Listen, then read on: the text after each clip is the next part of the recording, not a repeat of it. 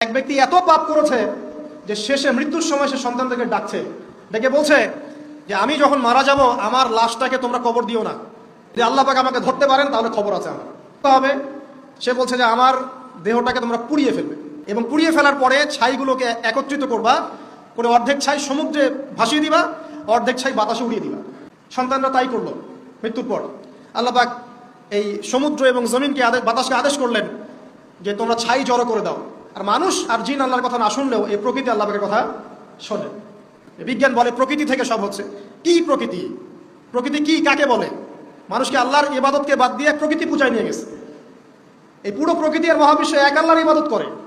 কে সৃষ্টি করলো প্রকৃতি? প্রাকৃতিক ভাবে হয়েছে সবকিছু বলে, আল্লাহ থেকে হয়েছে বলা যাবে না। বললে আপনি মৌলবাদী হয়ে যাবেন। আল্লাহ শব্দ ইউজ করলে আপনি মৌলবাদী হয়ে যাবেন। ধর্মতাত্ত্বিক শব্দগুলোকে আস্তে আস্তে উঠিয়ে দেওয়া হয়েছে। দেখবেন যুক্তি বিজ্ঞান দার্শনিক শব্দগুলোকে আনা হয়েছে। এটাও টেকনিক্যালি করা হয়েছে। কোন সেকুলার মিডিয়াতে আপনি দেখবেন না ইনশাআল্লাহ বলছেন। ইনশাআল্লাহ প্রমাণ করবে যে আপনি আস্তিক না নাস্তিক। প্রকৃতিকে আল্লাহ পাক আদেশ করলেন এই সমুদ্র ছাই জড়ো করো, এই বাতাস ছাই জড়ো করো। তারা ছাই জড়ো করে দিল। এই ব্যক্তিকে বলা হচ্ছে তুমি জীবিত করে আল্লাহ পাক বলছেন তুমি যে এই কাজটা করেছিলে, লিমা ফাআলতা হাদা, তুমি এই কাজটা কেন করেছো? তখন এই ব্যক্তি উত্তর দিচ্ছে মিন খাশিয়াতিকা ইয়া রাব্বি ওয়া আনতা আ'লাম। হে আল্লাহ, আমি আমার বুঝে যা এসেছে আপনার ভয়েই আমি এই কাজটা করেছি, আর আপনি খুব ভালো করেই জানেন যে আমি আপনার ভয়ে করেছি নাকি অন্য কোনো কারণে করেছি। মানে আপনি আমার মনের কথা জানেন। আল্লাহ পাক তাকে মাফ করে দেন।